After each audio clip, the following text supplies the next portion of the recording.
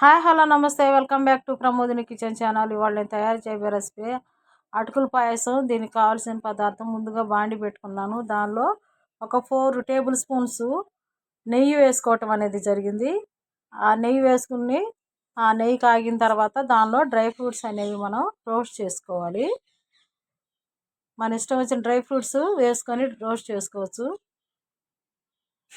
ఇవి ముందుగా ఇది లాస్ట్లో వేయించుకోవాలి, కానీ మా పాపకు తెలియక ఫస్టే వేయిస్తుంది. వీటిని కిస్మిస్లు ఆయిల్లో వేసి సారీనండి ఆయిల్ కాదు, అది నెయ్యిలోనే వేసి రోస్ట్ చేసుకుంటుంది. ఇవి తీసి పక్కన పెట్టుకోవాలి. కొబ్బరి ముక్కలు, పిస్తా పప్పు,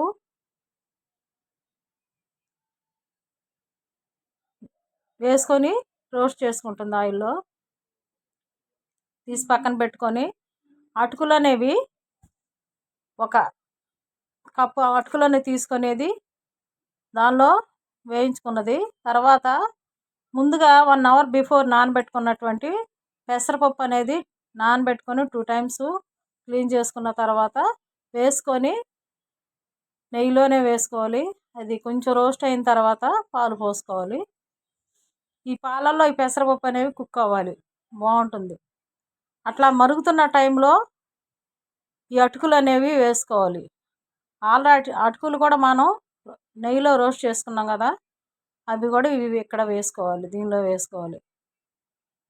బాగా ఉడుకుతున్న టైంలో కొంచెం దగ్గర పడుద్ది, అప్పుడు కొంచెం వాటర్ యాడ్ చేసుకోండి. ఆ తర్వాత ఒక కప్పు బెల్లం అనేది వేసుకోవాలి.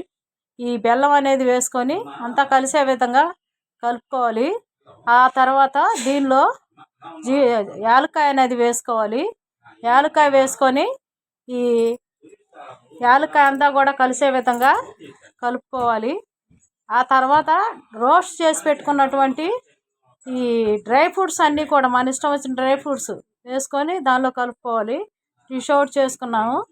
చూశారు కదండి, ఎమ్మి ఎమ్మి టేస్టీ టేస్టీ అటుకుల పాయసం. శ్రీకృష్ణుడికి చాలా ఇష్టమైన పాయసం. సో ఈ విధంగా చేసుకోండి.